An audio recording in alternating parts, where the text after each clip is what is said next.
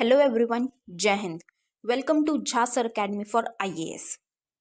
Guys, यहाँ पे आपको सिविल सर्विसेज की प्रिपरेशन कराई जाती है और हेल्प की जाती है कि आपको किस तरीके से प्रिपेयर करना है। यहाँ पे आपको आपकी प्रिपरेशन को एनहांस करने के लिए कुछ फ्री कंटेंट्स प्रोवाइड किए जाते हैं आपकी प्रिपरेशन के लिए। कहाँ पे आपको यूट्यूब प्लेलिस्ट में मिल जाएगा। आप यूट्यूब पे जब जाएंगे तो आपको वहाँ पे वेरियस प्लेलिस्ट अवेलेबल होंगी, जहाँ पे आपको जो डेली करंट अफेयर्स के लेक्चर्स अपलोड किए जाते हैं आपको उनकी प्रॉपर तरीके से प्लेलिस्ट अवेलेबल होगी। उसी के साथ साथ आपको मंथली प्लेलिस्ट भी मिलेगी करंट अफेयर्स की और ईयरली प्लेलिस्ट भी मिलेगी। और साथ ही जो करंट अफेयर्स डेली बेसिस पे आप लोगों को प्रोवाइड किए जाते हैं उन्हीं की फ्री ऑफ कॉस्ट आपको पीडीएफ्स भी दी जाती है हमारे टेलीग्राम चैनल पे। सो गाइज, अगर आपने टेलीग्राम चैनल ज्वाइन नहीं किया है तो तुरंत डिस्क्रिप्शन बॉक्स में जाइए, वहाँ पे आपको लिंक प्रोवाइडेड होगा जहाँ से आप हमारे चैनल को ज्वाइन कर सकते हैं और वहाँ से आप हमारी सारी पीडीएफ्स का एक्सेस ले सकते हैं। और उसी के साथ साथ गाइज, आप लोगों के लिए एक बहुत ही अच्छा इनिशिएटिव स्टार्ट किया गया है मेंस के प्रीवियस ईयर क्वेश्चन एनालिसिस का। आपको आपके लिए डेली बेसिस पर एनालिसिस किया जाता है और उसकी आप लोगों को प्लेलिस्ट प्रोवाइडेड है हमारे यूट्यूब चैनल पे ही। अलग अलग पेपर में प्रोवाइडेड है आप लोगों के कन्वीनियंस के लिए, GS1, GS2, GS3 and GS4 की। उसी के साथ साथ आप लोगों के लिए जीएस के अलग अलग सब्जेक्ट्स की भी प्लेलिस्ट अवेलेबल है। इकोनॉमिक्स है जैसे सीसैट की आप लोगों के पास प्लेलिस्ट होगी और हिस्ट्री की भी प्लेलिस्ट आपको मिल जाएगी जो कि बिल्कुल फ्री होगी, वो आपको यूट्यूब पे ही अवेलेबल होगी। और इन्हीं प्लेलिस्ट में साथ ही साथ नए नए कंटेंट्स भी रेगुलर बेसिस पे ऐड ऑन किए जाएंगे, जिसके लिए आप लोगों को झा सर अकेडमी को रेगुलरली फॉलो करना है और अपनी प्रिपरेशन को एनहांस करना है, राइट। और उसी के साथ साथ गाइज, कुछ पेड कोर्सेज भी हैं जो आप लोगों के लिए लाए गए हैं Jha sir academy for IAS के द्वारा, जो जिन पेड कोर्सेज को झा सर खुद पर्सनली मेंटोर करते हैं, खुद उसको रिलेट करते हैं। जैसे कि जीएस का प्री प्लस मेंस बैच है गाइस, बिल्कुल जीरो से तैयारी करवाई जा रही है। झा सर खुद तैयारी करवाते हैं, पर्सनल गाइडेंस आपको दी जाती है, प्रॉपर तरीके से आपको अटेंशन प्रोवाइड की जाती है और बिल्कुल बेसिक से आपको तैयारी करवाई जा रही है आपकी प्रिपरेशन को एनहांस करने के लिए, राइट। तो आप इन कोर्सेज को भी ज़रूर ज्वाइन कीजिए। जैसे कि एक मेंस का भी आंसर राइटिंग का टेस्ट सीरीज बैच चल रहा है और प्रीलिम्स का भी टेस्ट सीरीज कोर्स चल रहा है गाइज, जो आपको हमारी ऐप पे टेस्ट सीरीज प्रोवाइड की जाएंगी। 10,000 क्वेश्चंस की आपको प्रैक्टिस कराई जाएगी। वो 10,000 क्वेश्चंस आपको कहाँ पे अवेलेबल होंगे? Jha sir academy for IAS की वेबसाइट पे भी अवेलेबल है और हमारा एक ऐप भी है Jha sir academy for IAS. आप अगर डालेंगे तो प्ले स्टोर से आपको वो ऐप मिल जाएगी, आप उसको डाउनलोड कर सकते हैं। वहाँ पे आपको प्रीलिम्स की टेस्ट सीरीज का एक्सेस भी मिल जाएगा और उसी के साथ साथ इतनी बेहतरीन ऐप है कि आपको वहाँ पे स्टडी टूल्स भी अवेलेबल हैं कि आपकी जो स्टडी है आप उसको ट्रैक कर सकते हैं कि आप कितना टाइम इफेक्टिवली स्टडी कर रहे हैं। तो इस ऐप को गाइज ज़रूर ज्वाइन कीजिएगा, डाउनलोड कीजिएगा और वेबसाइट भी अवेलेबल है। उस वेबसाइट पे भी आप जाके सब कुछ एक्सेस कर सकते हैं जो कि ऐप पे अवेलेबल है, right. So guys, Jha sir academy को रेगुलरली फॉलो करते रहिएगा।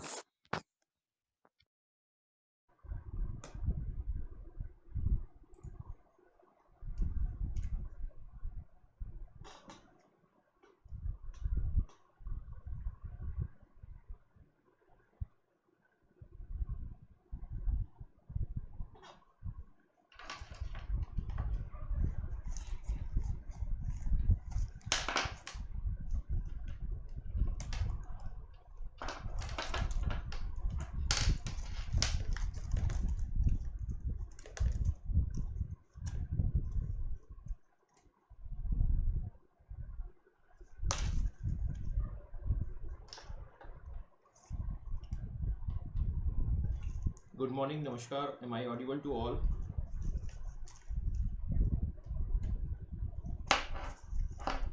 मेरी आवाज आ रही है क्या?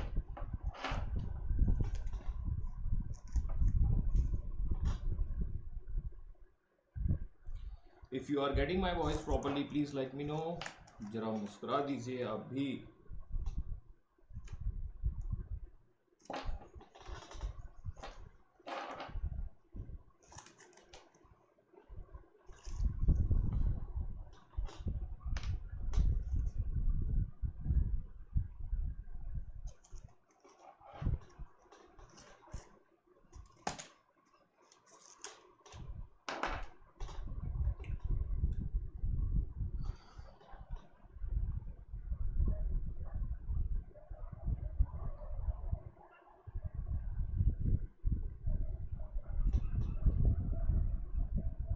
नमस्कार, अभिनंदन है। Very good morning, Audible. Okay sir, बरोबर आ रही है। ओके बरोबर चलिए चलिए, वेरी गुड, गुड मॉर्निंग। देखिए, कल हमने बात कर ली थी अकबर की। सॉरी फॉर कुछ प्रॉब्लम आ रही थी एक्चुअली। ओके, हमने कल बात कर ली थी अकबर किस तरीके से स्टेबलाइज होने की कोशिश करते हैं। अकबर के स्टेबलाइजमेंट होने के साथ साथ हम यहाँ देख रहे हैं कि कुछ यहाँ पर सिचुएशंस बन रही हैं एक शासनकाल की, जिसे पर्दा शासन कहा जाता है। एक्चुअली इस शासन के अंतर्गत हम देखते हैं जो महिलाएं हैं, या कह सकते हैं कि अकबर के जो एम्पायर है उस पर महिलाओं का जो प्रभाव है वो देखा जाता है। ठीक है, तो मैंने आपको ये बताया था कि बैरम खान जब विद्रोह करता है उसी समय कुछ पॉलिटिकल रूप से जो है एक्टिव हो जाते हैं कुछ लोग, जिसमें शामिल होते हैं मुख्यतः 2 लोग, है ना। दैट मीन्स ठीक है, उनकी जो दाइमा होती महा अनागा, दैट मीन्स ठीक है, या Maham Anaga, he was the, that means she was the foster mothers of Akbar. Akbar की ये दाइमा होती है, अकबर की इन्होंने देखभाल की होती है। और दूसरा ये होता है कि एक मालवा का सूबेदार होता है, the name is called the आदम खान।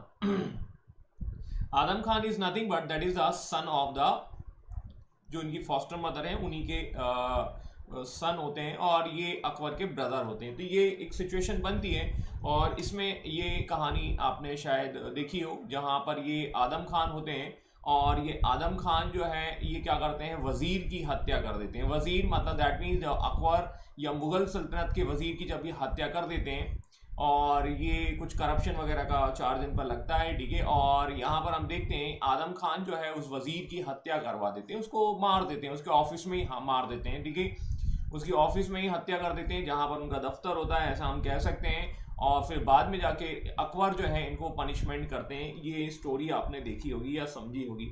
और इसी चक्कर में मतलब जो इनकी मदर होती हैं, दैट मीन्स महा अनागा, ये भी इस चक्कर में निपट जाती हैं। यहाँ पर इनकी भी हत्या हो जाएगी, या इनके कह सकते हैं इसी गम में जो है वो मर जाएंगी। ठीक है, तो this is the story. That means ठीक है, आदम खान को 2 बार छत से फेंका जाता है, और वजीर को मार देने के कारण, है ना। तो इसी चक्कर में इनकी मदर भी जो है वो निपट जाती हैं। 40 दिनों के बाद ये अपनी जिंदगी को छोड़कर चली जाती। तो this is the story behind it. ठीक है, महा अनागा जो है इस तरीके से आपको देखने को मिलेगी।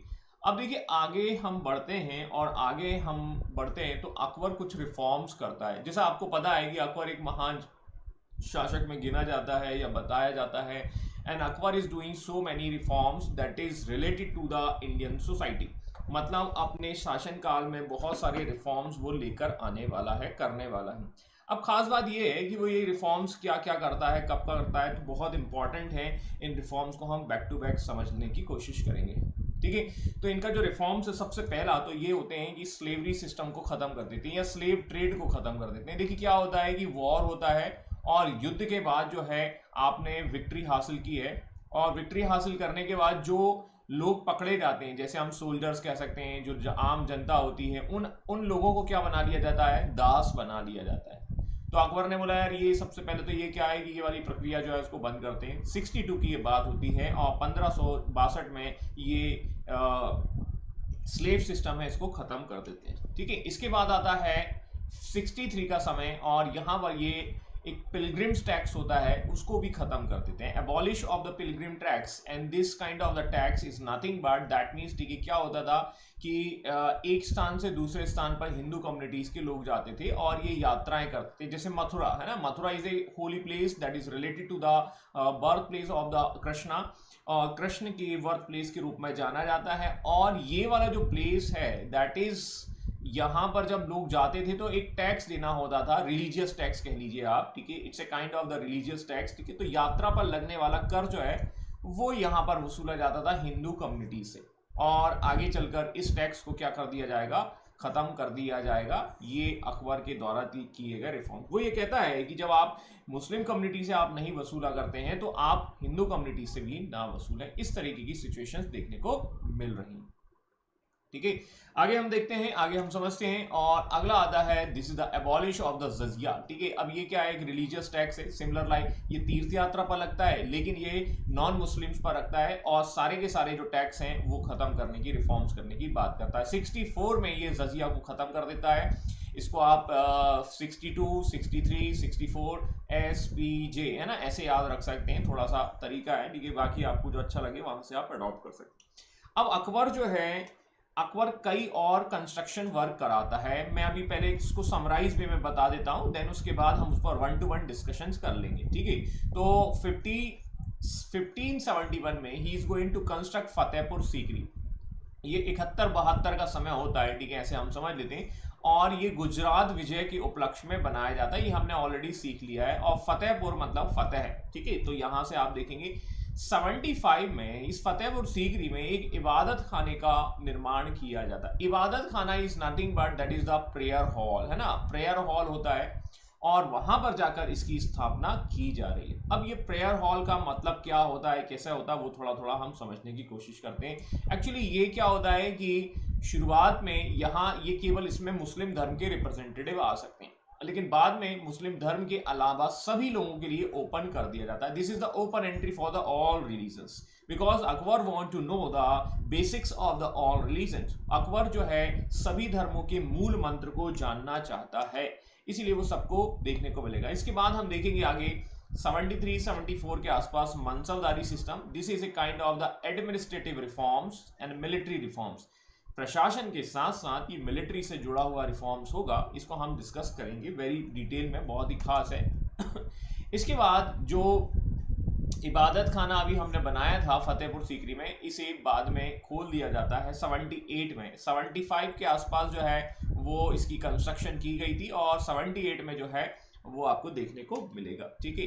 79 is very important because he is going to declare a Mahzar. अब ये मजहर क्या होता है, मजहर का मतलब ये है कि रिलीजियस मैटर पर सारे मामलों को कौन देखेगा, सुप्रीम कोर्ट देखेगा। And who is supreme court? Supreme court is nothing but that is Akbar. अभी तक प्रभाव हमारे रिलीजियस मैटर पर किसका था? उलेमा का था। उलेमा कौन है? That mean the representative of the Muslim community. Muslim communities के रिप्रेजेंटेटिव जो कहेंगे वही क्या होगा, ऐसा कहा जाता है। लेकिन अब इस डिक्लेरेशन के बाद सुप्रीम कोर्ट मतलब अकबर जो है वो सर्वोपरि होगा, दैट मीन्स ठीक है वो खास होगा, ये हमें देखने को मिलेगा। तो Mahzar that is also a kind of the declaration by the Akbar. Next Ilahi Samvat, this is a kind of the calendar, ठीक है, just like the Vikram Samvat, ठीक है। और माइक एक मिनट, लेट मी चेक, मैं mic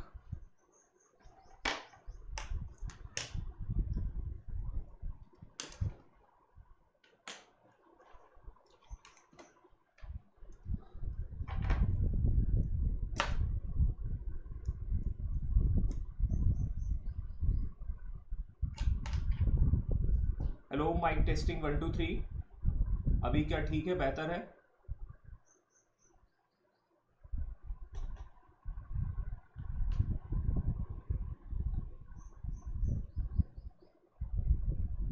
hello mic testing 1 2 3।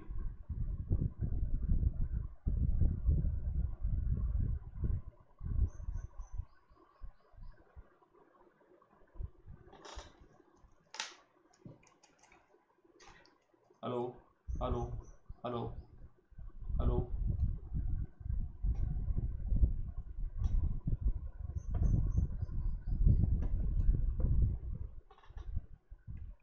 Hello hello, okay,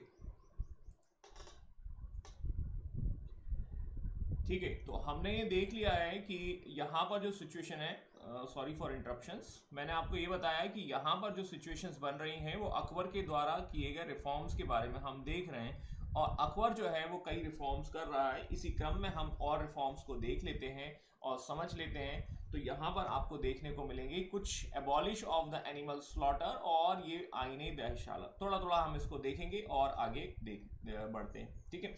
तो ये कुछ अकबर के द्वारा किए गए रिफॉर्म्स हैं, इनको हमें एक समराइज वे में देख लिया है अब, लेकिन हम इन समराइज वे को देखने के बाद थोड़ा थोड़ा उसको और भी डिस्कस कर लेंगे, ठीक है। अब देखो अकबर अपनी कैंपेनिंग भी करता है इसी के समय, मतलब रिफॉर्म्स के साथ साथ उसकी कैंपेनिंग भी चल रही है। और कैंपेनिंग चलते हुए हम देखते हैं कि वो कई एरियाज को जीत लेता है। तो देखो बहुत सारी कैंपेन है, मैंने उसको एक चार्ट फॉर्म में रखने की कोशिश की है और इस चार्ट फॉर्म में मैंने कुछ बनाया हुआ है, इसको आप इस तरीके से देख सकते हैं।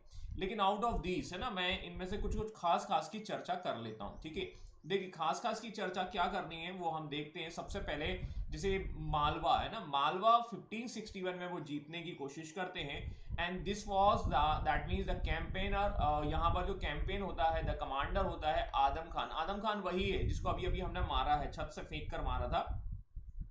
और यहाँ पर एक राजा होता है बाज बहादुर, और बाज बहादुर की जो वाइफ होती है वो रूपमती होती है। ऐसा कहा जाता है कि रूपमती को है मतलब बंदी बना लिया जाता है, लेकिन रूपमती जो है आदम खान के जो उनको पकड़ने की कोशिश करते हैं, तो रूपमती जो है वो सुसाइड कर लेती, ऐसा देखने को मिलता है। एंड सुसाइड जो है वो जौहर होता है ना, ऐसा हम कह सकते हैं। This was a kind of the that means save your life, और अपनी अपनी लाइफ को बचाने की कोशिश करते हैं, इस तरीके से देखने को मिलता है। मालवा जो कैपिटल है सारंगपुर है ना, ये एक पहला कैंपेन होता है।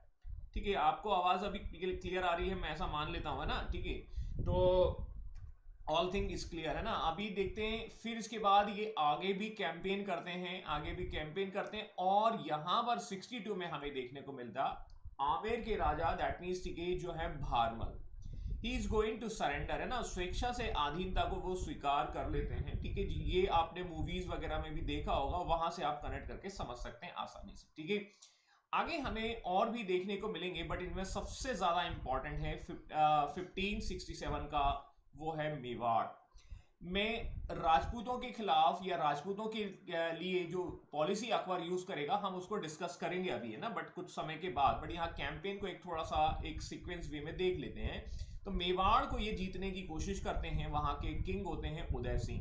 ठीक है, और उदय सिंह जो है वो कैंपेन आपके इनको अकबर के सामने सरेंडर नहीं करते। तो यहां पर अकबर और जो उदय सिंह है इनके बीच में बैटल भी आगे देखने को मिलेगा, लेकिन इस बैटल का नेतृत्व जो है उदय सिंह के बेटे करेंगे, जिनका नाम है महाराणा प्रताप।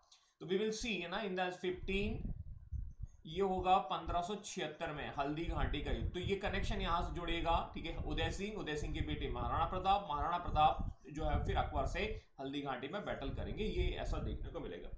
इसके बाद आगे देखिए, इसमें जो खास है वो हमें थोड़ा सा देखना है, और खास जो है उसमें देखना है तो ये गुजरात वाला भाग है। ठीक है, अभी हमने देखा जहां पर हमने फतेहपुर सीकरी बनाया। ठीक है, यहाँ पर आपको देखने को मिला ये है हल्दी घाटी का, और यहाँ मान सिंह और अफसोस खान जो है वो इसकी रिप्रेजेंटेटिव करने वाले हैं। अकबर गुजरात का कैंपेन फर्स्ट करता है, सेकंड करता है। वीए विंसेंट ऑर्थर स्मिथ ने ये बताया है कि this is the fastest campaign of the Gujarat. ठीक है, मतलब कह सकते हैं fastest campaign in the world, मतलब दुनिया में बहुत तेज अभियान अकबर के द्वारा ये किया गया था और वहां के रिवॉल्ट को खत्म कर दिया गया था। This was the achievement of the Akbar. And this is Khandesh that is a part of the Deccan. ठीक है, डेक्कन के एरिया में जाने के लिए आप खानदेश होकर जाएंगे, और this was the last victory of the Akbar. ये है अकबर की अंतिम महान विजय, and this is the gateway of Deccan है ना। गेटवे ऑफ डेक्कन का मतलब है दक्कन में जाने के लिए आपको खानदेश, और खानदेश के बाद असीरगढ़ होते हुए जाना होगा, और अकबर की डेथ 1605 में हो जाएगी, क्योंकि ये अकबर के द्वारा जीता गया लास्ट किला था, ऐसा कहा जाता है। अब मैंने आपको ये सारी चीजें एक थोड़ा सा एक समराइज वे में बताने की कोशिश की है, मतलब एक बिल्कुल रखा ईयर है, ये कहाँ कैंपेन कर रहे हैं, वहां पर लीडर कौन है, और यहाँ पर कौन क्या किस तरीके से घटनाएं हो रही, ये हमने थोड़ा सा देखा। लेकिन हम इसमें कुछ कुछ जो घटनाएं हैं उनको थोड़ा डिटेल में देख लेते हैं। ठीक है, तो जैसे देखेंगे 1567 में मेवाड़ जो है उसकी कैपिटल होती चित्तौड़। राजपूत वाला जो पार्ट है वो अपने आप में खास है। ठीक है, आपको मैंने पहले ही बताया। और अकबर क्या करता है, अकबर अपनी राजपूत पॉलिसीज के तहत क्या करता है, उनको पहले तो दोस्त बनाने की कोशिश करता है ना, फ्रेंड बनाने की कोशिश करता है। अब वो फ्रेंड नहीं बनेंगे तो क्या कर देंगे, दैट मीन्स ठीक है एनिमी बना देंगे, है ना। तो कहीं ना कहीं और एनिमी जो है, good morning, sorry for the late. हाँ, आजकल बहुत लोग बहुत लेट आ रहे हैं। ठीक है, तो बहुत लोग बहुत लेट ना हो। ठीक है, चलो देखते हैं। तो फ्रेंड का मतलब यहां पर है हम आपसे फ्रेंडशिप करेंगे, आप मुगल सल्तनत के अंतर्गत काम करें। ठीक है, और ये काम चलने दें। लेकिन यदि आपने ऐसा नहीं किया तो क्या होगा, we will declare a war, हम आपके खिलाफ वॉर डिक्लेयर करेंगे। और 1576 का जो वॉर है हल्दी घाटी का, दैट इज द रीजन, है ना, ये कहीं ना कहीं अकबर की पॉलिसी का ही पार्ट है। हम इसको डिस्कस करेंगे, अभी देखेंगे, चर्चा करते हैं। लेकिन कारण क्या है यहाँ पर मेवाड़ में घटनाक्रम का, मतलब मेवाड़ में जो है अटैक करने वाले हैं, उसका कारण क्या है, ठीक है। तो इसका कारण क्या है, आगरा से गुजरात का जो सबसे छोटा रास्ता है वो इसी राजपूताना क्षेत्र से होकर जाता है, इसी मेवाड़ के क्षेत्र से होकर जाता है। और गुजरात तो आपको पता ही है, Gujarat is a very very important sections, बहुत खास भाग इसलिए है क्योंकि यहीं से आपका ट्रेडिंग होता है, ठीक है। क्या हम देखेंगे कि पुर्तगाली 1498 में आ चुके थे, ऑफकोर्स, ठीक है, ये उसी के टाइम का समय है, ठीक है। और 1498 में पोर्चुगीज आ चुके थे, इसका मतलब ट्रेडिंग रूट्स आपका ओपन हो गया था, मतलब सी पोर्ट की काफी वैल्यू हो गई थी। ये भी हम ऐसा कनेक्ट करके समझ सकते हैं। In such condition we will find out कि भैया कि गुजरात की लोकेशन बहुत इंपॉर्टेंट है, बट गुजरात की लोकेशन इतनी इंपॉर्टेंट है तो आपको कहीं ना कहीं उसको कैप्चर करना होगा, क्योंकि मेवाड़ जो है दिक्कत कर सकता है। और मेवाड़ जो है वो किसके हाथ में है, उदय सिंह के। And Uday Singh was denied, ठीक है, वो कहते हैं भैया कि हम आपके सामने सरेंडर नहीं करते। मान सिंह को भेजा जाता है कि भैया इनको मनाओ जरा, ठीक है, मान जाओ, मान सिंह से तो मान जाओगे, ऐसा ऐसा कहा जाता है। और उदय सिंह और ये दोनों एक साथ खाना खा रहे होते हैं, ऐसा कहानी देखने को मिलता है। मान सिंह और उदय सिंह जो है दोनों एक साथ खाना खा रहे हैं। मान सिंह बोलते हैं कि आप खाना नहीं खाएंगे, उदय सिंह बोलते हैं कि हम उस व्यक्ति के साथ नहीं खाएंगे जो व्यक्ति जो है मुगलों के साथ मिल गया है, और हमारा मान जो है कम हो जाएगा, इसलिए हम तुम्हारे साथ बेइज्जती कर दी। सीधी सी बात है मान सिंह की। अब मान सिंह की बेइज्जती हो गई तो होना क्या है, आप देखेंगे वॉर या लड़ाई झगड़ा होना ही है, ठीक है।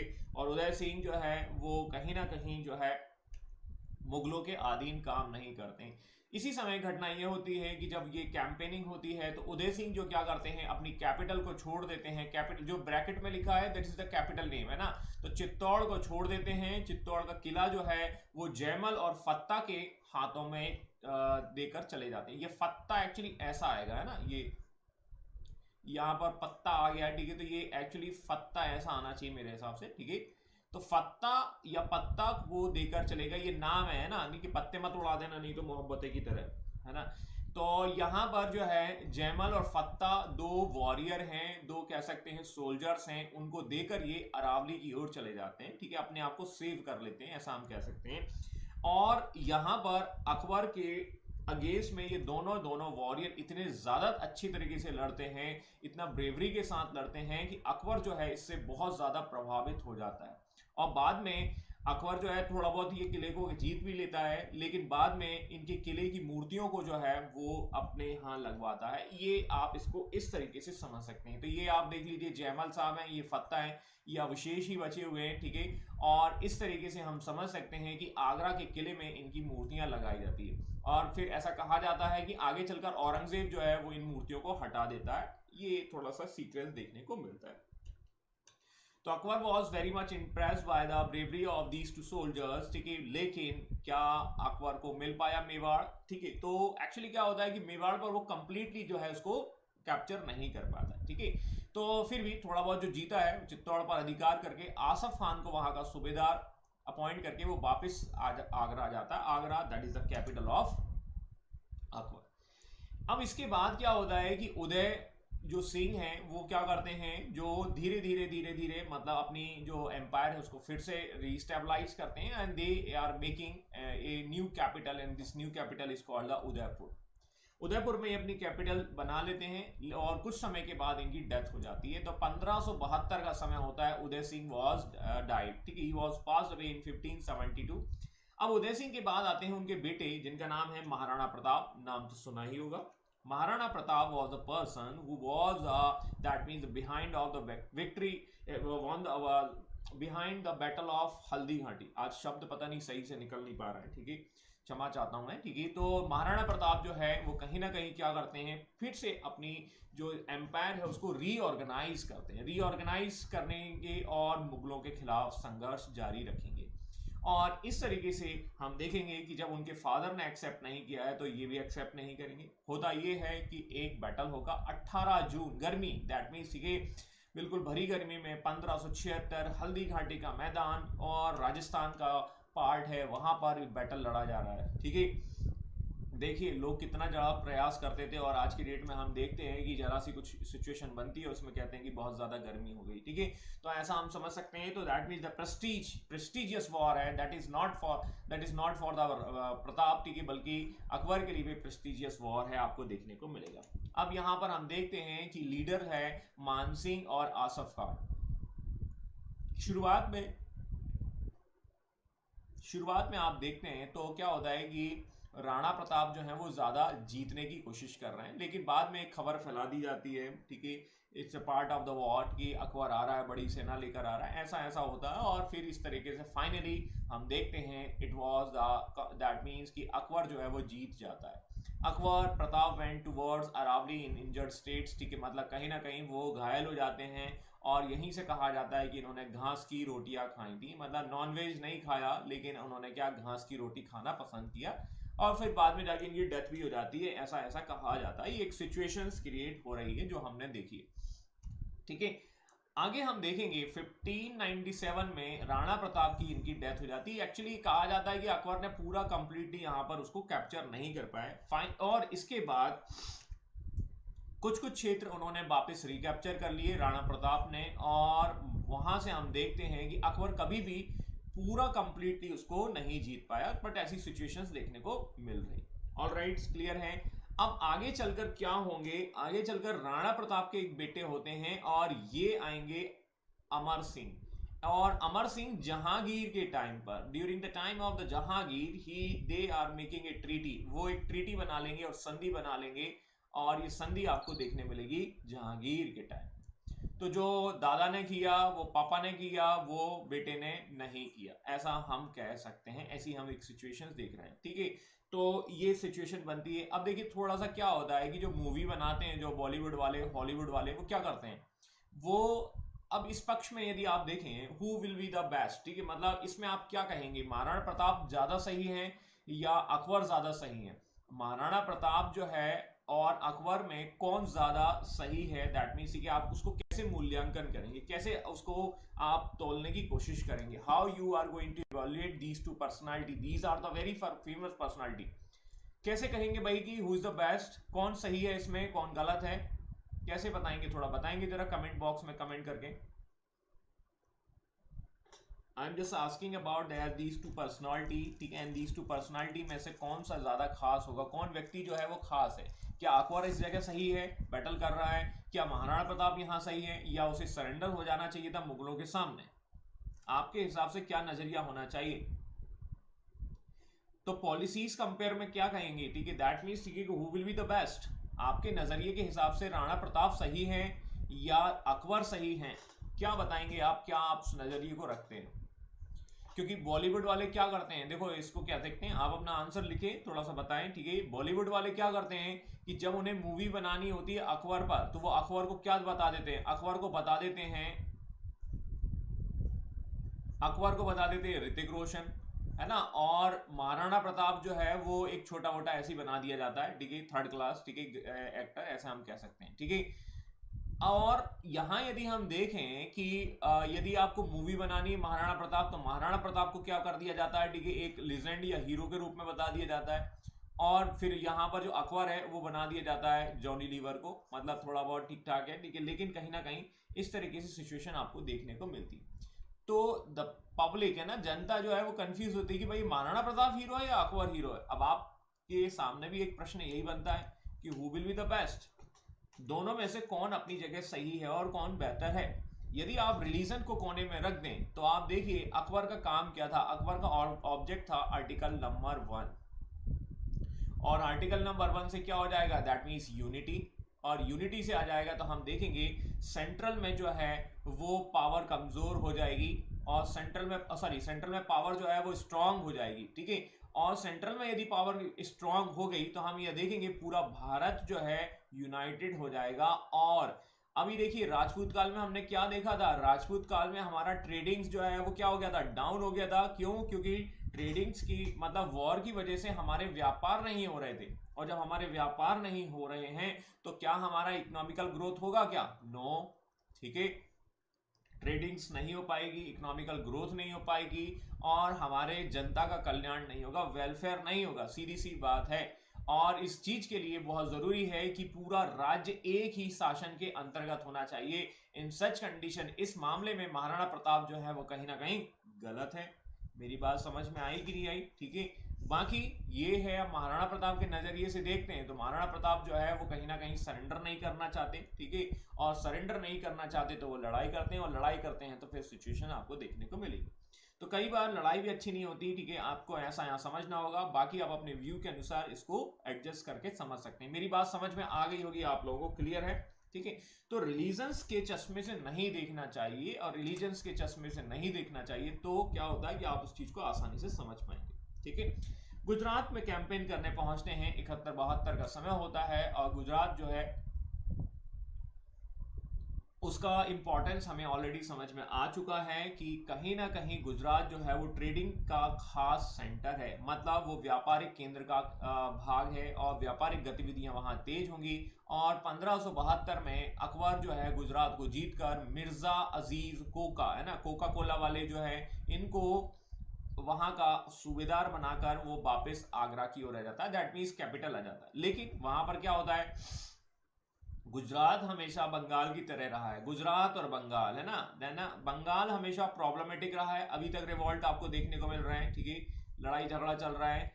गुजरात भी कुछ ऐसा ही है, जब आपके नेतृत्व में नहीं होता, क्योंकि ये भी पोर्ट एरिया है, ये भी पोर्ट एरिया है, दोनों के दोनों कैपिटल से काफी दूर में है, डिस्टेंस में है।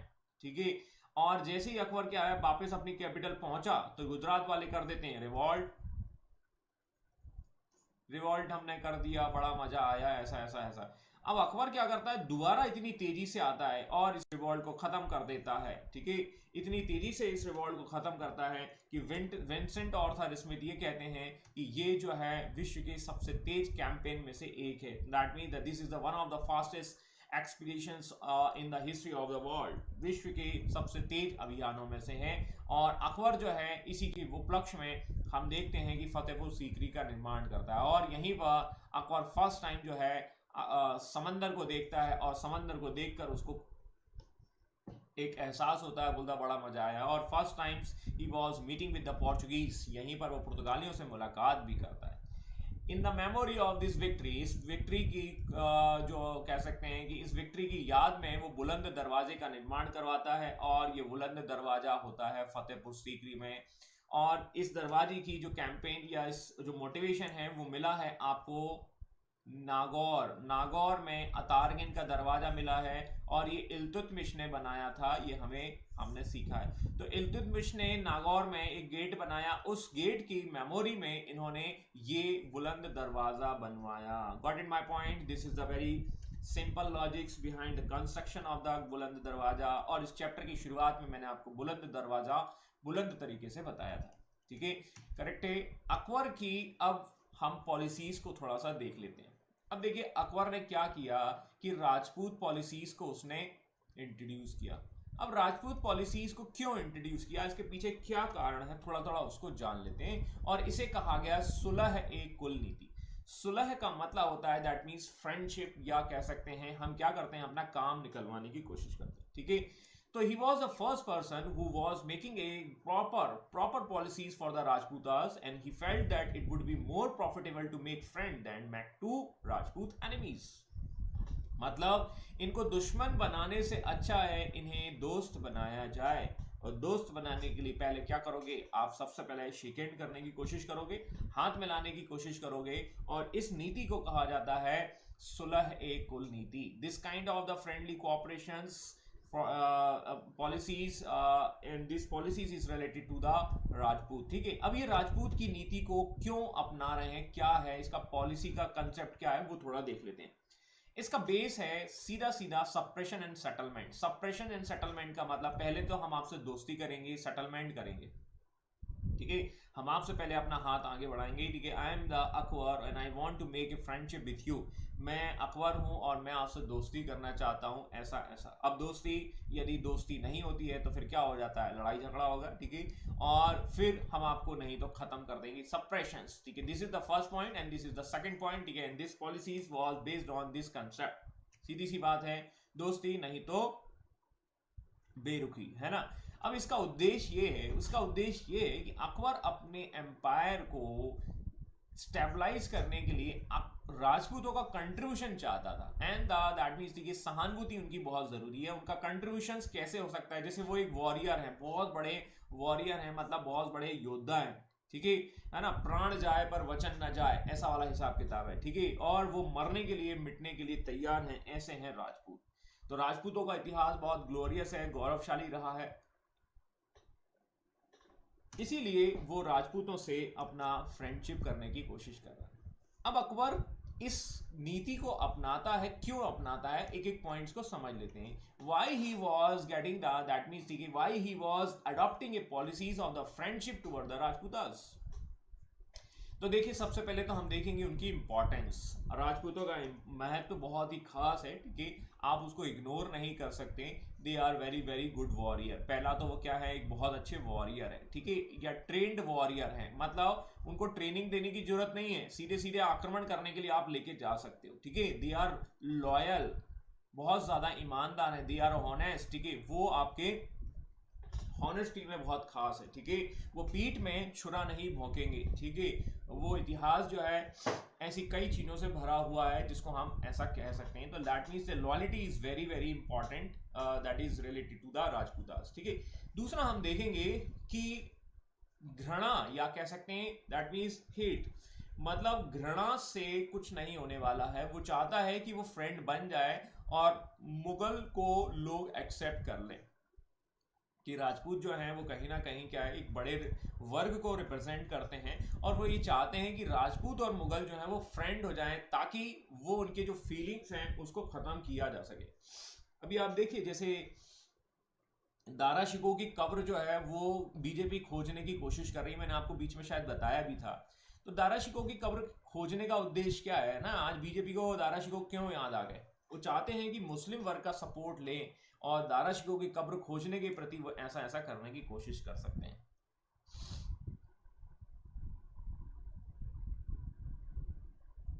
Y they married their daughters with the Mughals. अभी देखते हैं, अभी डिस्कस करते हैं राकेश जी आपके प्रश्न पर। If there dignity was the superior, ठीक है, देखो एक्चुअली क्या होता है कि युद्ध का मतलब कह सकते हैं कि हर चीज का समाधान युद्ध नहीं होता है, ठीक है। तो राजपूतों में भी देखिए क्या होता है कि कई जो है वो मैच्योर लेवल के हैं, और वो मैच्योरिटी इस तरीके से बताने की कोशिश करते हैं कि यदि हमने अपनी डॉटर की शादी जो है वो मुगलों से कर दी है, यदि हमने उनके फ्रेंड बन गए हैं और फ्रेंड बनकर हम अपनी डॉटर की शादी कर देंगे तो एक रिलेशन में बन जाएंगे।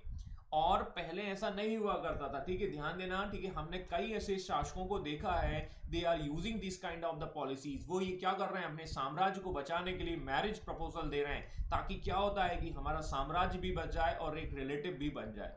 तो मुगल्स जो हैं उनसे फ्रेंडशिप करने में कोई बुराई नहीं है, ऐसा मानना है कुछ राजपूतों का। That's why they are married with the, that means they are making the relations, and this kind of the relation is nothing but that is marriage relations. वो अपनी डॉटर की शादी उनसे कर देते हैं, ठीक है। But some of the peoples are not accepting this things, ठीक है।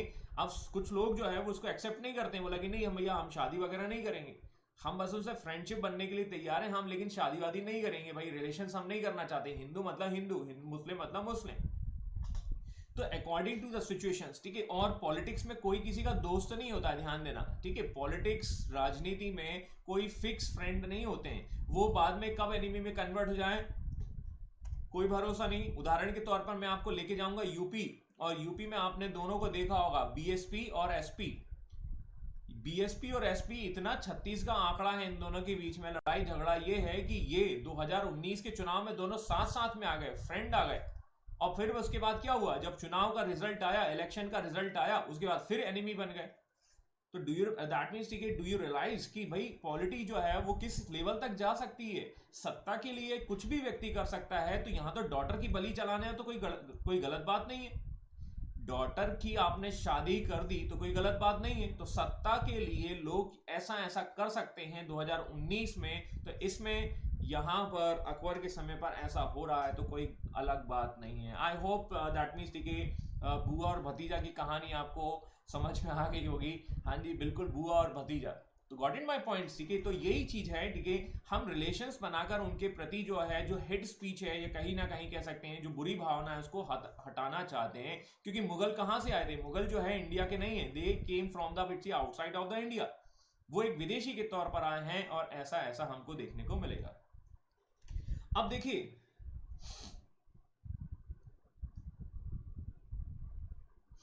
सेम जैसे ममता जी बीजेपी, हाँ बिल्कुल, आप देखिए कई उदाहरण हैं, ज्यादा दूर जाने की जरूरत नहीं है। We will find out lots of example related to the politics, ठीक है।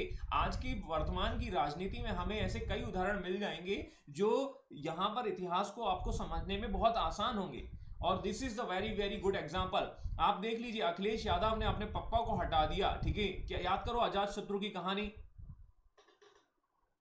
अजात शत्रु ने भी अपने पप्पा को हटा दिया था। वो वहां पर देखेंगे कि वहां पर मर्डर नहीं हुआ था, लेकिन यहां पर ऐसा ही कुछ हो रहा है, ठीक है। तो कहानियां वैसी ही हैं, ठीक है। ऑलमोस्ट किरदार चेंज हो चुके हैं, समय वही है, ठीक है। आप देखिए कोरोना वही है, बस समय चेंज हो चुका है ना। आंकड़े चेंज हो चुके हैं। आज की डेट में हम 2 लाख होने वाले हैं, और आश्चर्य नहीं होगा कि हम 15 लाख हो जाएंगे, ठीक है। पैसे तो नहीं आए, लेकिन 15 लाख आंकड़े जरूर हो जाएंगे, ठीक है। तो आगे देखते हैं अकबर का लिबरल पॉलिसी।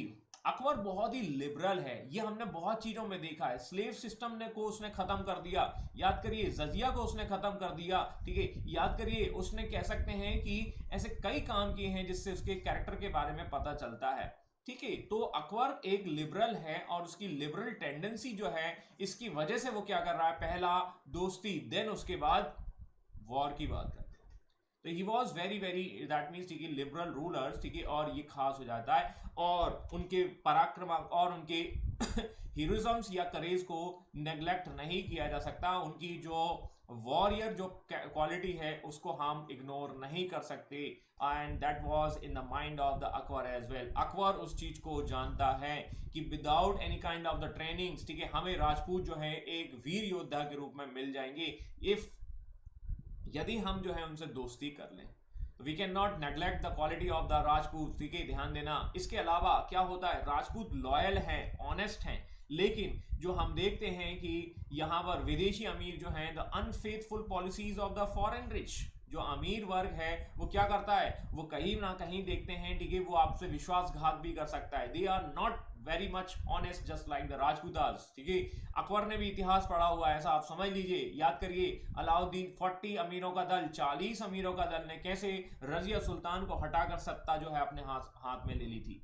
तो क्या अकबर को ये चीजें नहीं मालूम थी? अकबर ऑल्सो दैट मीन्स, ठीक है, अंडरस्टैंडिंग द सिचुएशंस, ठीक है, and he was very very much interested, that means, ठीक है, कि in the Rajputas because of the honesty and the loyalty of the community. समझ में आया कि नहीं आया? तो कई चीजें हैं जिसकी वजह से हम देखेंगे। And the geographical importance of the Rajasthan as well. अब देखिए, ज्योग्राफी ऑफ राजस्थान बहुत इंपॉर्टेंट है। क्यों है? आज की पॉलिटिक्स में आप देख लीजिए, आज की पॉलिटिक्स में आप देखेंगे कि गुजरात है ना, एमपी, राजस्थान, यहां से आपको लोकसभा की काफी मेन सीटें आती हैं, 25-25, ठीक है। आई थिंक गुजरात से शायद आपकी, एमपी से आपकी हैं, दैट इज एमपी से 29 है, ठीक है, राजस्थान से 25 है, और यहां से 26 लोकसभा की सीटें।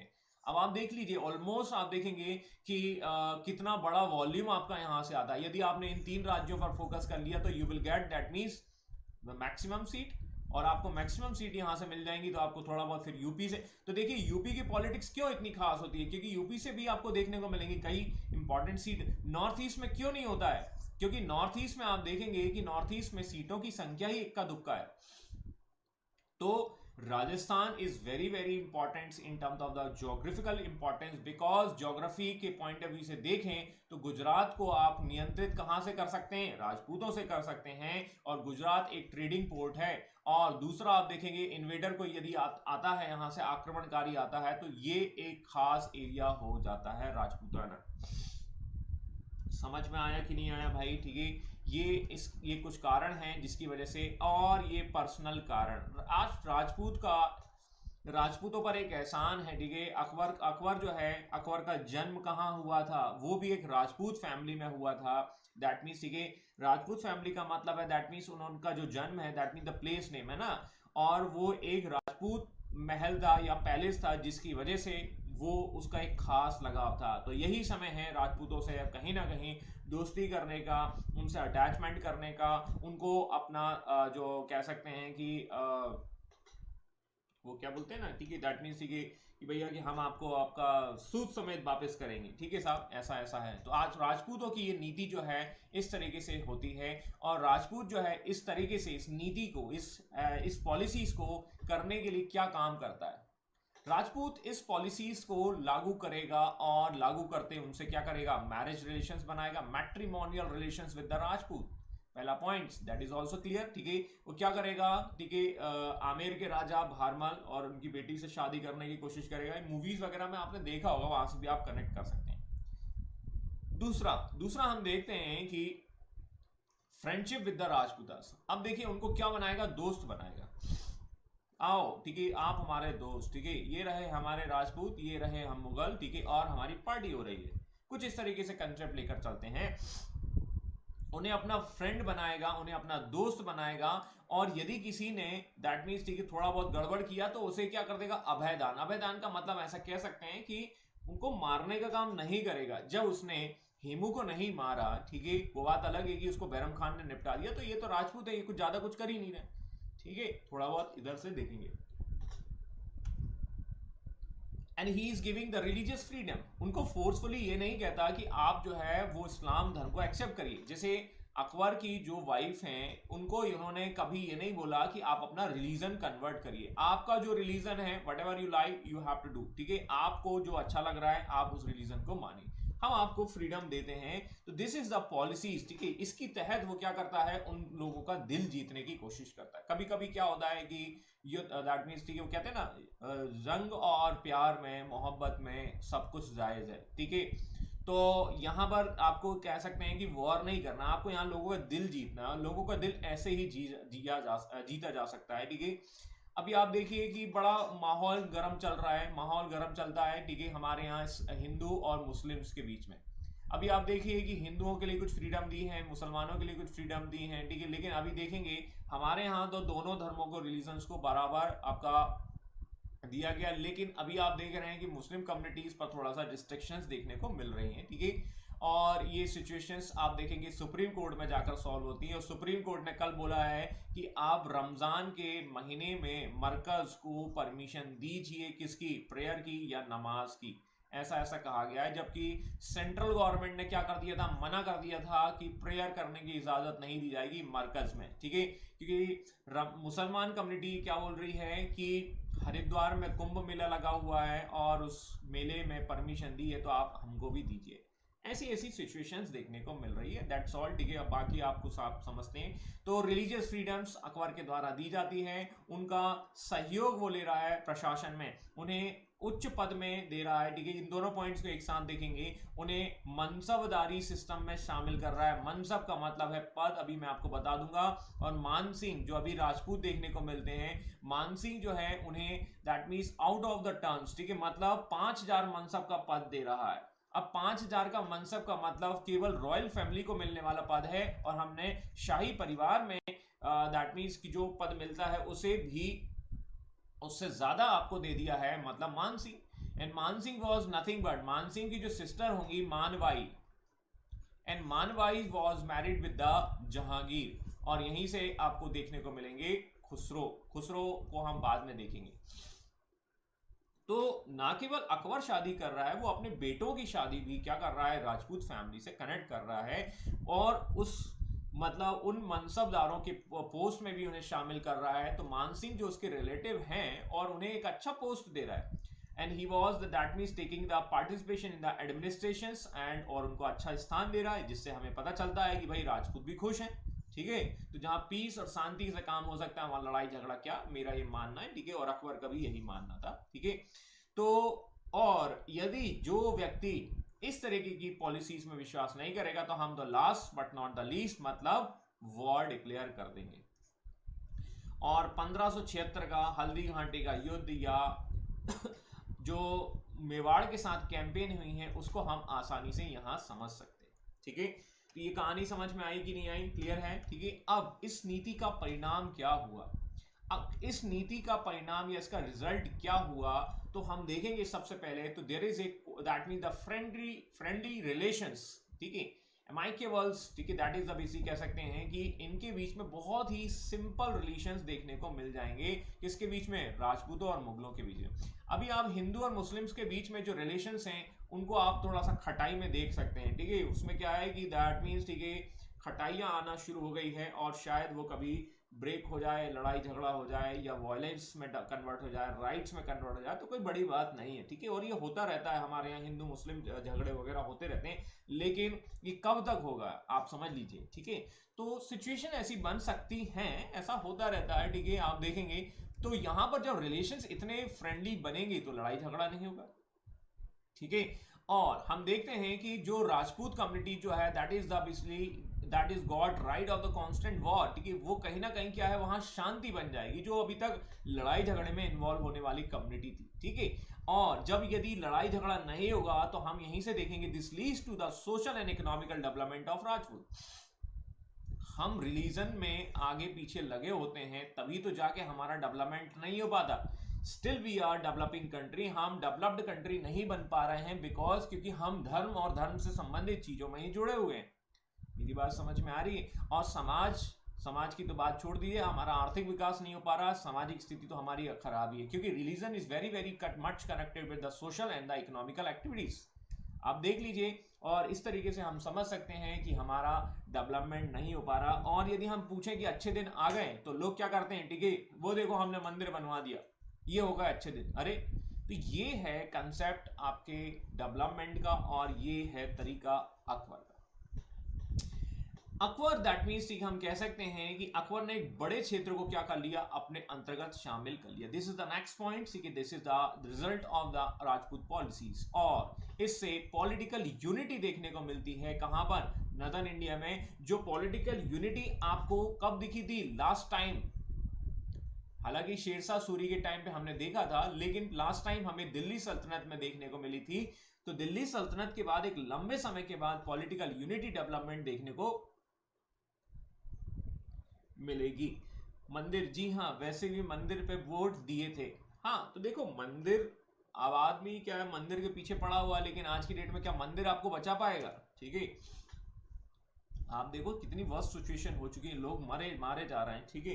तो ठीक है, भगवान बचा लेंगे। अब भगवान भी क्या है, वो सोच रहा है कि शायद भगवान भी बोल रहा है कि कोई मर के वहां ना पहुंच जाए, ऊपर ऊपर कोरोना ना फैल जाए, ठीक है। तो ऐसी सिचुएशन भी हो रही है, ठीक है। तो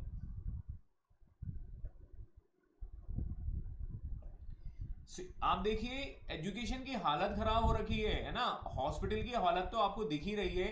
आप जो रूरल एरिया में जो बच्चे हैं जिनका स्कूल खत्म हो चुका है, आप उनसे पूछिए, जिनको एबीसीडी आती थी अब वो एबीसीडी भी ना आती है भैया। जिनको आनार का आता था, ठीक है, दैट मीन्स की जो वर्णमाला आती थी वो भी नहीं आ रही। इनकी हालत खराब, इनकी हालत खराब है। और आगे देखिए कि आगे की जनरेशन क्या होगी। मैं कई ऐसे बच्चों से कनेक्टेड हूँ जो आपके जो बहुत यंग है, बहुत छोटे हैं, ठीक है, और रूरल एरिया में जो थोड़ी बहुत उनकी पढ़ाई चल रही थी ऑफलाइन, अब वो खत्म हो चुकी है। लोगों ने स्कूल से बच्चों के नाम कटवा लिए भाई, वहां पर पैसा ही नहीं है, वहां सिचुएशन इतनी खराब हो चुकी है। तो क्या होगा, एजुकेटेड नहीं होगा तो क्या होगा, वो मंदिर और मस्जिद में ही तो लगा रहेगा, ठीक है। और हॉस्पिटल में आप देखिए, हॉस्पिटल की हालत तो आपको पता ही है, ना ऑक्सीजन है, ना हमारे पास वो आपका इंजेक्शन है, ठीक है। और बस हमारे पास एक ही चीज है, लॉकडाउन। और जो लॉकडाउन आपको भारत में लगा है, उसे आप यदि एयरपोर्ट पर लगा देते, मतलब अरे 1 साल का लगा देते भाई, क्या जरूरत था 1 साल, ठीक है।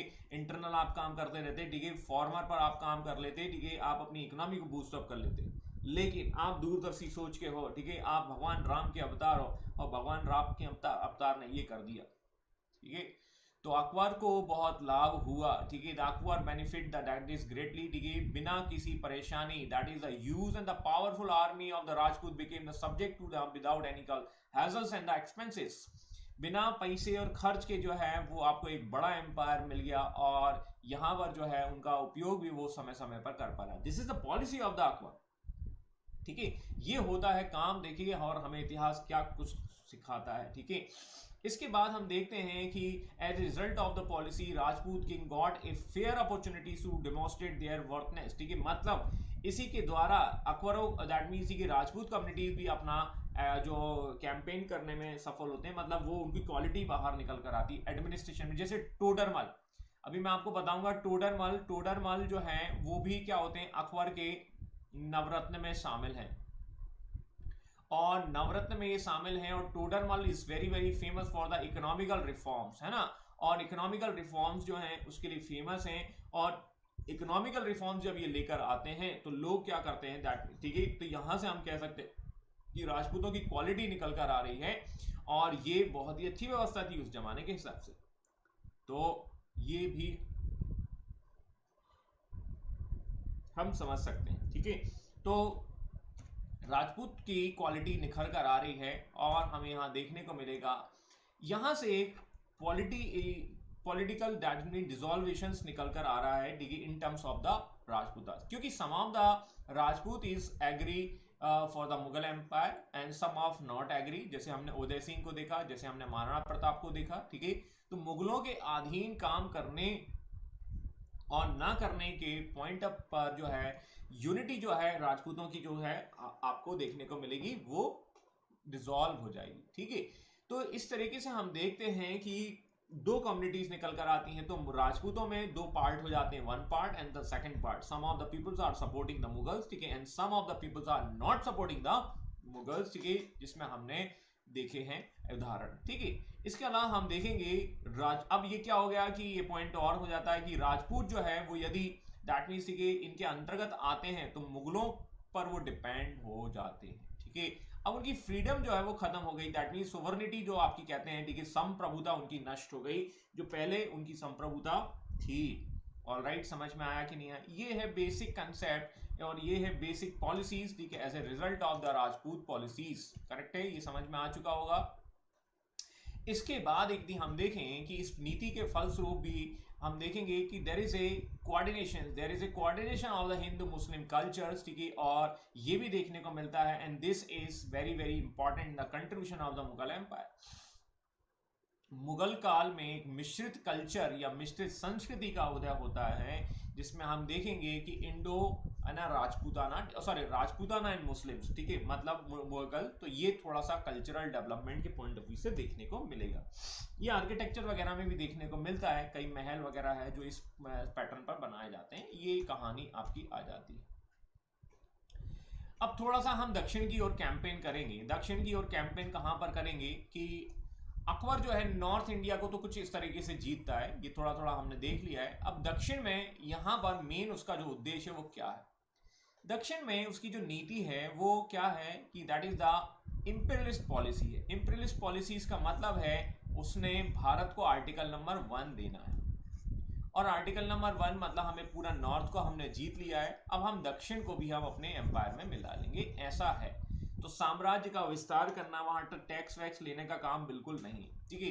This is similarly same policies just like the Tughlaq, है ना, जो मोहम्मद बिन तुगलक का पॉलिसी है वैसा ही पॉलिसी यहां पर देखने को मिलेगा। दूसरा, पोर्चुगीज जो है वो थोड़ा सा प्रॉब्लमेटिक हो चुके हैं, 1498 में आ चुके हैं, और उन्हें भी क्या करना है, वापस समुद्र की ओर पुश करना है, ठीक है, क्योंकि ये क्या कर रहे हैं, थोड़ा बहुत इधर पर पटाखा वटाखा चलाने की कोशिश कर रहे हैं, थोड़ा बहुत डिस्टर्ब करने की कोशिश कर रहे हैं, और जब डिस्टर्ब करने की कोशिश करेंगे तो ये मुगलों को पसंद नहीं आएगा, मतलब अकबर को पसंद नहीं आएगा, तो चलो इनको हटाते हैं, ठीक है।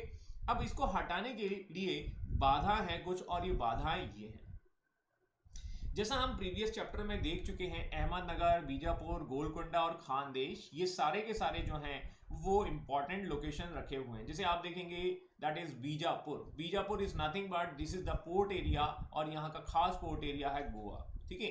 गोलकोंडा भी इस तरीके से अपने आप में इंपॉर्टेंस रखता है, क्योंकि आप देखेंगे जो पोर्ट एरिया होते हैं वो अपने आप में काफी खास होते हैं, ठीक है, तो उनका डेवलपमेंट थोड़ा तेजी से होता है, ठीक है। सिमिलरली अहमदाबाद, ठीक है, सॉरी अहमदनगर, ये भी आपके खास होते हैं। तो इन जगह की इंपॉर्टेंस अपने आप में है, और ये पोर्ट एरिया रखे हैं तो इस वजह से ये अपने आप में बेटर कंडीशन में है।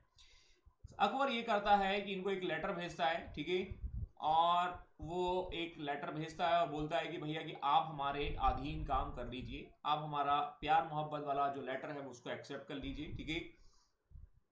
लेकिन सम ऑफ द दैट मीन्स, ठीक है, अहमदनगर, बीजापुर एंड गोलकोंडा ये क्या करते हैं कि ये अपने आप में स्ट्रांग है, मतलब थोड़े से इनकी स्थिति मजबूत है। एक तो क्या है, बोला नॉर्थ से कौन आएगा, बोला लेटर भेज दिया फालतू का, ठीक है। तो अकबर ने जो लव लेटर भेजा वो इन्होंने उसको एक्सेप्ट नहीं किया, बोला इतनी दूर से ये प्रपोज करने कैसे आएगा, ठीक है, बोला नहीं नहीं नहीं आएगा, ठीक है। That means we are not expecting, ठीक है, कहीं ना कहीं ऐसा देखने को मिलेगा। लेकिन खानदेश जो है उसको समझ में आ चुका है कि भैया इनका प्यार मोहब्बत जो है वो गड़बड़ हो सकता है, तो एक काम करते हैं, कहीं ना कहीं हम इनके सामने सरेंडर कर देते हैं। ठीक है, तो खानदेश जो है वो इसके सामने एक्सेप्ट कर लेता है। लेकिन अहमदनगर बीजापुर गोलकुंडा का क्या होता है जानने के लिए देखिए आने वाला एपिसोड। मेरी बात समझ में आई या नहीं आई? ठीक है, क्योंकि अहमदनगर बीजापुर गोलकुंडा वाला जो सेक्शन है, ठीक है, वो अकबर भी नहीं जीत पाएगा। अकबर अहमदनगर, अब देखो ये तीन बचते हैं। अहमदनगर 1633 में जीता जाएगा जब जहांगीर आएगा कंप्लीटली, है ना। और बीजापुर और गोलकुंडा जो है वो औरंगजेब के टाइम में जीते जाएंगे और 1685-86 का समय होता है। तो अकबर की ये ड्रीम विक्ट्री होती यदि अकबर इसको जीत लेता, लेकिन वो लास्ट विक्ट्री असीरगढ़ को ले लेता है। असीरगढ़ यहां पर आपको देखने को मिलेगा खानदेश 1601 में। समझ में आया कि नहीं आया? तो ये है सिचुएशन अकबर की, और अकबर दक्षिण में कैंपेन करते हुए जाता है। ठीक है, तो ये है अकबर की कहानी। अब आगे की जो कैंपेन वगैरह है या जो पॉलिसीज है उसको हम थोड़ा आगे डिस्कस करेंगे। ठीक है, तब तक के लिए नमस्कार। ठीक है, सुरक्षित रहें, घर पर रहें और जबरदस्त रहें, मदमस्त रहें। कोई दिक्कत, कोई सिचुएशंस हो तो आप मेरे को संपर्क कर सकते हैं। ठीक है, और पीडीएफ मैं आपका नहीं भेज पाया हूँ, ठीक है, क्योंकि कुछ थोड़ा सा प्रॉब्लम आ चुकी हैं, और मैं आज कोशिश करता हूँ।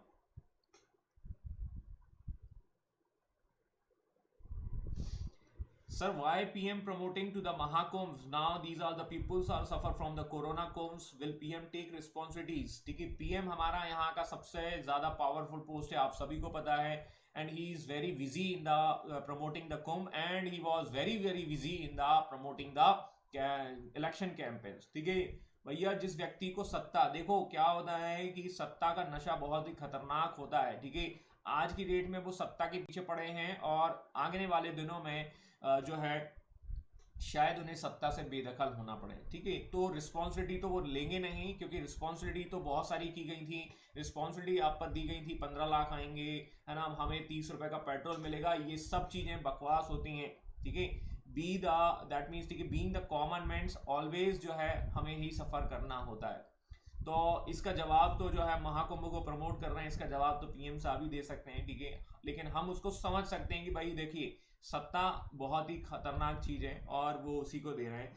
तो जनता, आप देखिए कितना ज्यादा प्रॉब्लमेटिक कंडीशन हो चुकी कोरोना। अभी देखो आप, केसेस कितने बढ़ रहे हैं कोरोना के, कहां पर, जहां पर ये चीजें चल रही हैं, इलेक्शन, महाकुंभ, ठीक है, गैदरिंग, चुनाव रैली, लेकिन बाकी जगह ऐसा कुछ नहीं हो रहा है। पीएम ने छोड़ दिया है सीएम पर, सीएम ने छोड़ दिया है डीएम पर, डीएम ने छोड़ दिया है लोकल लोगों पर, जनता पर, और जनता जो है वो मर रही है। ठीक है, दैट इज द, इसलिए अपनी सुरक्षा अपने हाथ, और आप घर में रहें, सुरक्षित रहें। आप खुद समझदार हैं, अपनी जान को बचा लीजिए। एक कल मैं मैसेज पढ़ रहा था, जो जीता वही सिकंदर। आज की डेट में जो जिया वही सिकंदर। ठीक है, तो मेरे सिकंदरों, ठीक है ना, बीच में एक सिकंदरी भी आई थी, सिकंदरी का पता नहीं कहाँ चली गई। ठीक है, हरिद्वार में जो लोग लोकल पब्लिक्स, गवर्नमेंट बिल्कुल नाकारा है, government is irresponsible in terms of the corona. ठीक है, मैं ये कहता हूं कि यदि भगवान राम के अवतार हैं ये, तो इन्होंने दूरदर्शी सोच का परिचय क्यों नहीं दिया? मैं केवल एक लाइन पूछता हूं कि 30 जनवरी 2020 को जब हमारे यहाँ पहला मामला आया था, उस समय ही लॉकडाउन क्यों नहीं लगा दिया गया? लॉकडाउन पूरे देश में नहीं, बट ये लॉकडाउन केवल और केवल एयरपोर्ट पर होना चाहिए था। और ये एयरपोर्ट पर एक दिन का नहीं, एक महीने का नहीं, एक साल का लगा देते आप, जब आपको पता था इतनी गंभीर बीमारी है, इतना दैट मीन्स, ठीक है, हम पिछले साल से सुनते आ रहे हैं। ठीक है, तो ये एयरपोर्ट पे, और जब ये पहला ही पार्ट नहीं आता, आप स्ट्रिक्टली दैट मीन्स, ठीक है, without any kind of the corruption ये चीजें कर देते। जो लोग विदेश में है वहीं उनको लॉक कर देते, एक महीने का, एक साल का क्वारंटाइन पीरियड कर देते, उसका पैसा उन्हीं से लिया जाता। ठीक है, क्योंकि जब वो कैपेबल हैं, यहाँ हमारे मजदूर, हमारे लोग, हमारी जनता, वो सब इसी की वजह से मर रही है, because of the failure policies of the public.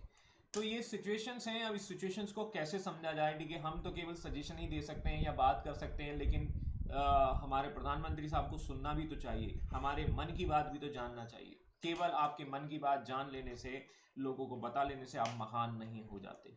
ठीक है, इतिहास गवाह है कि जनता जो है वो ही पिसी जाती है और जनता ही पिस रही है। ठीक है, जीडीपी नीचे जाएगी तो बोल देंगे कि लॉकडाउन था। बिल्कुल भैया, जीडीपी जा ही रही है ना, और यही कहेंगे। एयरपोर्ट पर अभी तक रिस्ट्रिक्शंस नहीं है, बट सिटीज में लॉकडाउन कर दिया। यस, ठीक है, यू आर राइट। अभी भी आप देखिए, यही यदि चीज़ें आप समझने की कोशिश करें तो यदि ये चीज़ें अभी तक नहीं है, और आप देखेंगे अभी जो बीच वाला टाइम पीरियड था उसमें आप लोगों का ट्रैवलर जो है वो ट्रैवलिंग शुरू हो चुकी है, एयरपोर्ट फिर से ओपन हो चुके थे। और ये स्ट्रेन, नया वाला स्ट्रेन, ये नया वर्जन कोरोना का, कोरोना 2.0 कहाँ से आया? वहीं से तो आया। अफ्रीका वाला आ रहा है, यूरोप वाला आ रहा है ना, दुनिया भर का आ रहा है। और लोग इसमें भी करप्शन कर रहे हैं कि हम आपको फ्री में क्वारंटाइन पीरियड दे देंगे, आप हमें पैसा दे दीजिए। तो बहुत सारा करप्शन आपको देखने को मिल रहा है। इसलिए भाई लोगों, मित्रों, दोस्तों, ठीक है, बहनों और भाइयों, ठीक है, आपको अपनी सुरक्षा ध्यान में रखनी है। सरकार कुछ नहीं करेगी, है ना, आपको अपनी सुरक्षा सुनिश्चित करनी है। आप और अपनी फैमिली का ध्यान रखें, मैं यही कहता हूँ। ठीक है, और सुरक्षित रहें भाई, यही चीज़ है। और अपनी इम्यूनिटी को लेकर थोड़ा सा काम करते रहें। ठीक है, तो आज की सभा हम यहीं समाप्त करते हैं मोदी जी की आलोचना के साथ, है ना, और देखते हैं क्या होता है। ठीक है, कहते हैं ना, समय ना एक सा होता है, देखो आगे क्या होता है। तो let's wait for the time. ठीक है, अब अपने समय का इंतजार करिए। तब तक के लिए नमस्कार, गुड बाय, शब्बा खैर। शब्बा खैर तो नहीं कहा जाएगा, ठीक है, गुड डे कहा जाएगा।